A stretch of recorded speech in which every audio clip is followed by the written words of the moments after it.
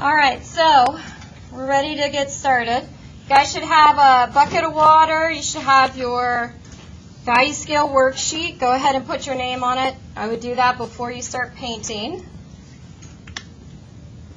Make sure you have your brush. You got a number 6 round brush. And then you should have 2 styrofoam plates. Okay? And you guys are going to be using both of these, okay, and I'll show you how we'll use them today. But primarily we're going to use just one of them right now. And what you want is about just what we would call a thumbnail size dollop of blue and yellow paint to get us started. And then that should be enough. Now if you run out, you can always get more. That's not a problem. But I would stick to this amount because we are not going to wash off these plates when we're finished using them. We're going to just actually take that second plate, and you can use this second plate especially when we get to the apple painting or even on the color wheel. If you run out of room, you can use this extra plate to continue to mix your colors. But we're also going to use it to basically cover the top of our paint piles, okay, when we're putting everything back in our Ziploc bag. So that will prevent it from getting smushed by the bag. And the hope is that when you come back here on Thursday, that whatever paint you might have left may still be wet and you can still use it. But if it's not, then you'll just put more paint piles on top. Because remember, when acrylic paint dries, it is permanent. So it will never rehydrate itself, so you don't have to worry about it. You could paint over dry piles, so makes it easy, okay? Makes cleanup easy too. All right, so the first thing we're going to do, got my brush here, take your cap off, okay? So take that cap off and put it in your Ziploc bag because these little things like to roll around. And if you want to keep your paintbrush intact and you want to prevent it from getting kind of frayed and bent, having that cap on the brush is really helpful, okay? So put that cap in your Ziploc bag and go ahead and put your bag off to the side somewhere. So the way that I like to set up, because I'm right-handed, I usually have my bucket of water on the right side, I have my paint on my right side, and then whatever I'm painting is here on the left. So set yourself up. You guys there should be 2 buckets at each table, so you guys can share buckets, and hopefully that will work out between you lefties and righties. Okay, so the first thing we're going to do, I'm going to start with this dry brush, and we're going to start by just painting our yellow first. You want to get in the habit now is whenever you grab paint, grab it from the outside of your pile, okay? Grabbing it from the outside of your pile will be a good habit to get into because when you're mixing paints, if you have any other color on your brush, you don't want to take new paint straight out of the middle of your pile and then contaminate that entire pile.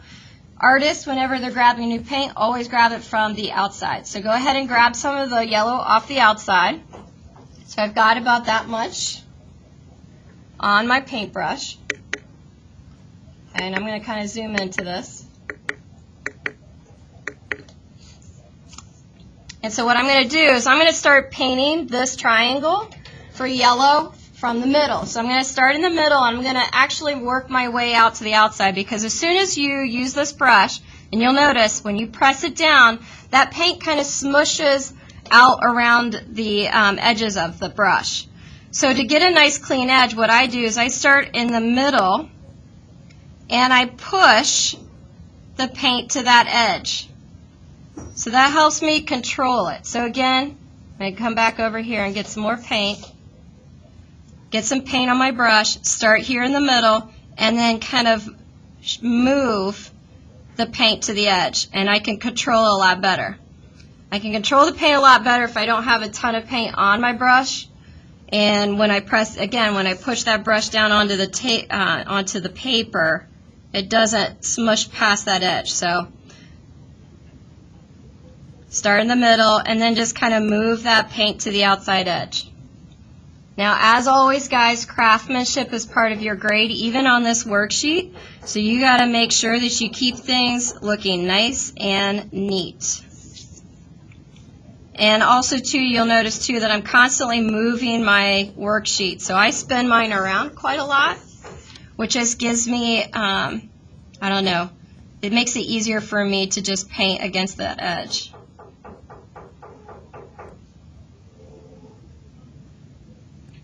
So just getting the yellow painted down here.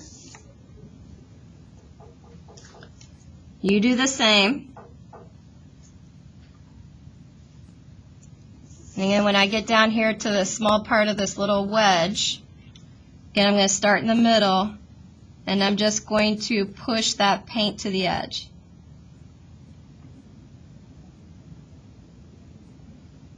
Now, yellow will always, always be at the very top of your color wheel because it is the lightest and brightest color out of all of them.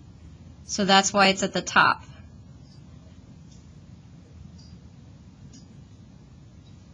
Okay, so I'm going to smooth some of that out. There I go. Got my yellow. Then to wash off my brush, I'm just going to take my brush. I'm just going to kind of put it in my paint water, and I'm going to go ahead and take that brush all the way to the bottom of the bucket so I can open up those bristles and get that paint off of the paintbrush. So shake that off. Just kind of shake it off. And then I'm going to take my paper towel, and I'm going to try to squeeze as much water as I can out of that brush. You don't want to have a ton of water on your brush because that will dilute your paint, and it'll make it real washy looking. So it'll look more transparent than anything. So take that water off of that brush. Okay? So whenever you paint, you always need to have a paper towel with you. So what I want you guys to do, we're going to go ahead now, and we're going to paint the blue. So you can go ahead and paint the blue. So I'm going to turn my worksheet around. And again, take your color from the outside. Okay? Take your color from the outside of the pile. Get in that habit now.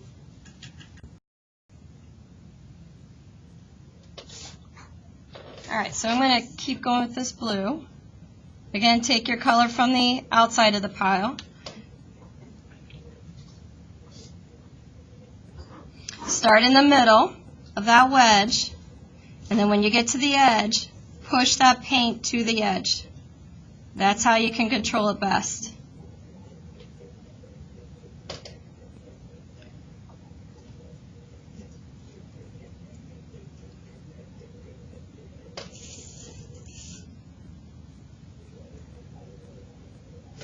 So again, all I'm doing, take that paint, start it here in the middle, and then push it to the edge. And then I try to just kind of smooth out any of those kind of brush marks and stuff. Since this is a color wheel, I want to try to make this look as nice and neat as possible. But when we go to our apple painting, brush marks are really great to have. It's actually a great way to kind of help describe the form of the object, or perspective even. So we'll talk about that when we start the apple painting. So this is just your intro to the paint so you guys can get used to how the paint looks, feels, acts, what it can and can't do, how to control it, how to mix it, and then just how to get to getting to know what acrylic paint can and can't do. Remember, once it's dry, it's permanent. So you don't want your paint to ever dry on your brush.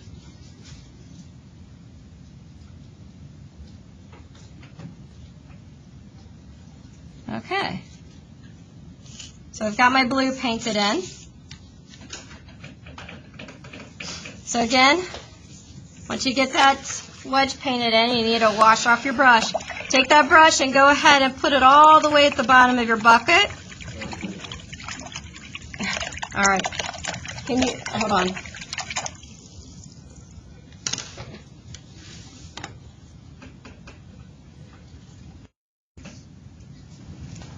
Okay, so after you wash off that brush, okay, again, take your paper towel and squeeze all that water out of that brush. You don't want to have a lot of water on there.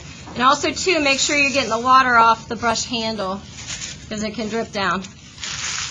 All right, so now what we're going to do is we're going to go ahead and we're going to start filling in this area here since we have blue and yellow, okay? So what we're going to do is we're going to try to get green.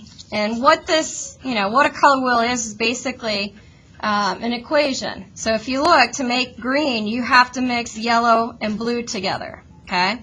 To make yellow green, you have to mix yellow and green together. To make blue green, you have to mix green and blue together. So the formula is there, okay? So there's no guessing, all right? So what we're going to do, if you guys remember, when you're mixing two colors together, which color do you start with first, the lightest or the darkest? Lightest, okay? So what I'm going to do, I'm going to take, and this is going to be some fancy talk here for you guys, I'm going to take a scoop, probably I'm going to take about 2 scoops of this yellow and put it off over here kind of in the middle of my 2 piles. Actually, I'm going to take that back. I'm going to do 3. All right, so I'm going to take 3 scoops of my yellow, and to get my blue, what I'm going to do, I'm going to kind of zoom into this so you guys can see it. To get the blue, I'm just going to, again, I'm going to take it from the outside of the pile, and I'm just going to take literally just that much of the blue, and I'm going to add it into that yellow because blue being the darker color, it's going to have a huge effect on this mixture with the yellow. So I'd rather do a little bit because I can always add more later, okay? So I'm going to take that little speck of blue, and I'm going to mix it in my pile of yellow, and look at how much change it made. I'm just going to mix that together.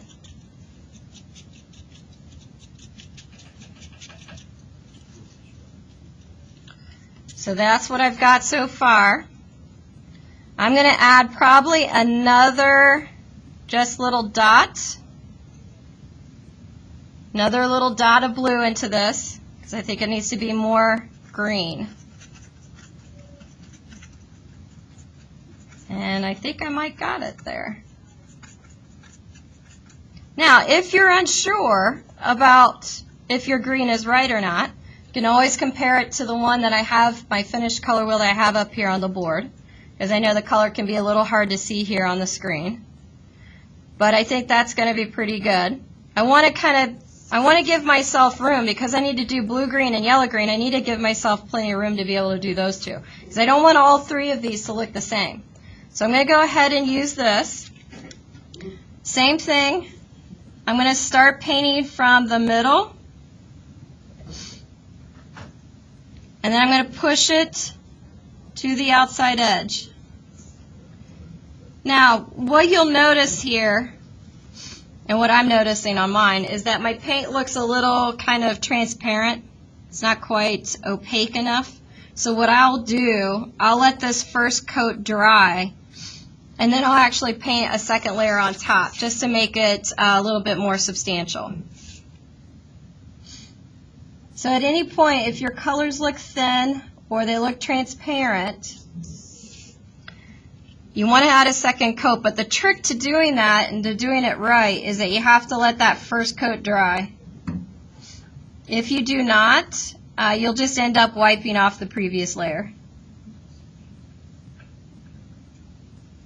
And you'll notice that that sometimes is a problem with acrylic paint.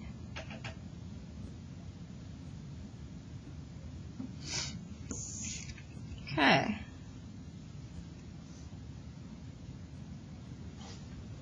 So there's my green. So I can either go do my yellow green next or my blue green. I'm going to go ahead and do my yellow green. I'm not going to wash my brush off because I need the green. So what I'm going to do is I'm going to take some more of this green that I have here, and I'm going to make another little pile right here. And because I'm kind of starting with my green already because it's on my brush, I'm going to need to add probably an entire scoop of yellow to this because I'm actually doing this the opposite way. So I'm mixing my light to my dark, so it's going to take a little bit more. But I'm already starting with the darker one since it's on my brush, so I don't want to wash the brush off. I'm going to need some more. And again, I want to make sure that this yellow green looks different than the green.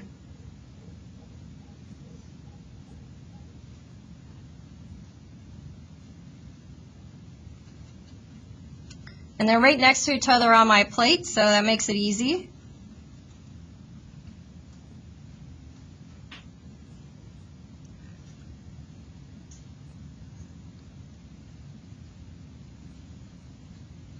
And that looks like to me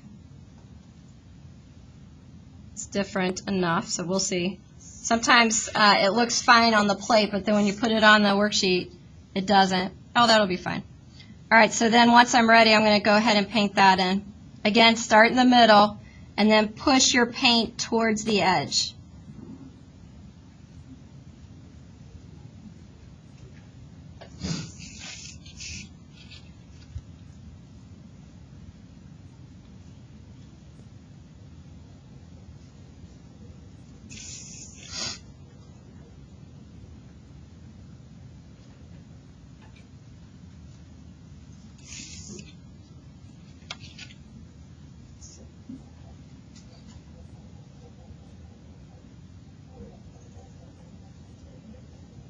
So I'll go in and just kind of smooth this out.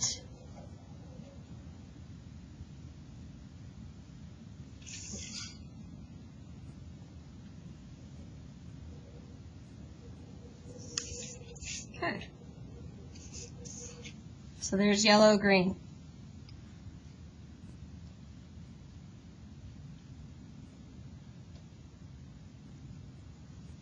Now I'm feeling my green here.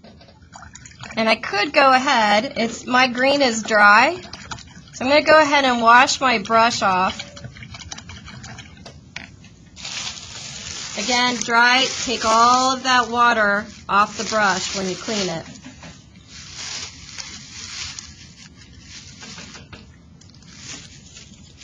And I'm going to go back to my green pile and I'm going to add a second layer to my green just to kind of make it a little bit more substantial.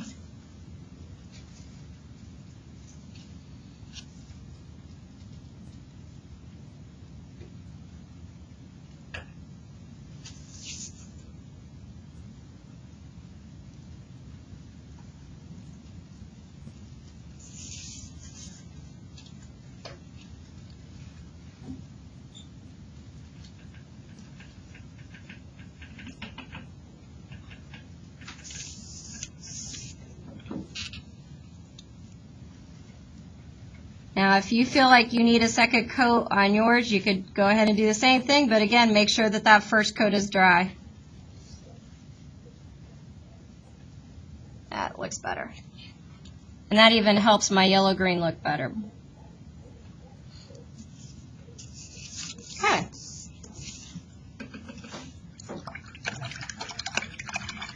So now I need to make my blue-green.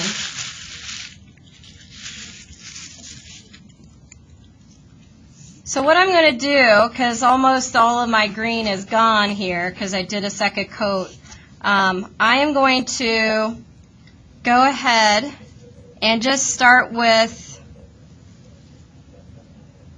again, I'm going to start with a scoop of the yellow, probably 2 scoops. So I'm not making green, I need to make blue-green, so it needs to be heavier on the blue side.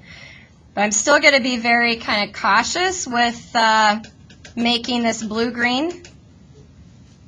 So I'm just going to start, again, the same way I did with the green, and just start with just literally just dipping the tip of the brush in the blue. But this time I'm starting with less yellow. So I'm hoping that will make it more blue-green. Not quite. So I need to use more blue. So painting's a big experiment, guys. So when you do this, I always like to veer on the safer than sorry side, so I always start by adding a little bit because I know I can always add more later. So I'm going to add another sort of kind of, not scoop, but just like a little dip into that blue, and now we're getting closer. Now that looks more blue-green.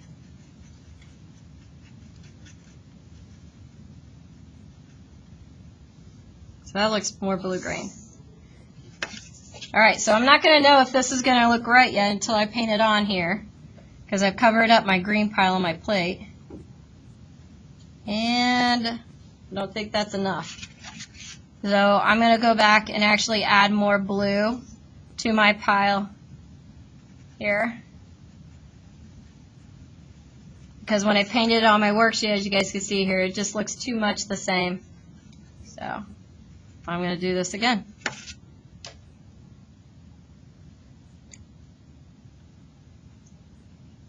Yeah, I think I might even add more again. Another scoop.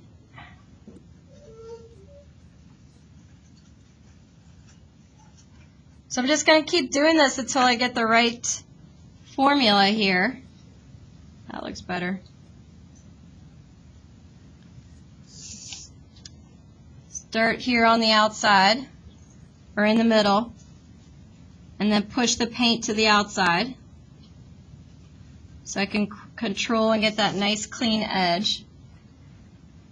I don't know, I'm still feeling like maybe I need to add more blue to that. I don't know, maybe I'll do that on a second coat. Now the other thing that's really nice about acrylics, guys, is if you do something and you don't like it quite as much, just again let that first coat dry and then just paint right on top of it.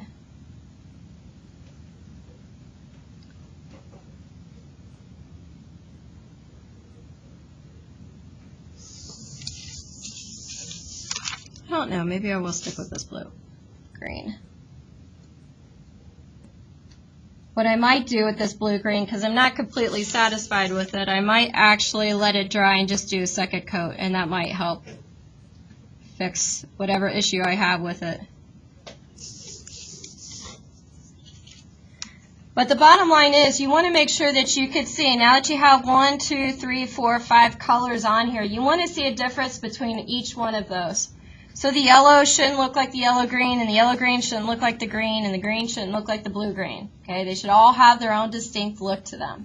Okay. Now I think I might actually go and do a second coat of my yellow-green, and it's dry.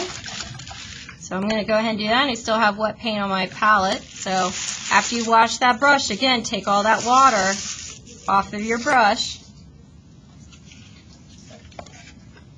I go back to my yellow-green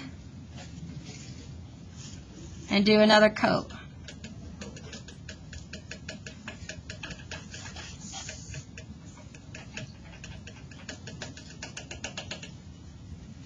So this shows you guys how to at least paint your greens. You're going to approach your oranges the same way. So I'll walk around and I will give you guys your red paint next. You can do the oranges. After you get all the oranges done, then you can go do the violets. Now, the trick with the violet, and it all depends on your paint brands that you use, but if we're going to try this, because I haven't used this particular line of paint before. Actually, no, it's not the same kind. I think it's the same kind. I have violet already pre-mixed for you guys, because sometimes when we mix our blue and red together, it just doesn't, I don't know, it's almost too dark. So what we're going to do is I'm going to give you guys violet to work with. So it's already pre-mixed for you. But the next group of colors that we're going to do is the oranges. So you guys, I'll walk around and give you guys your reds, and you can start on that. So there you go.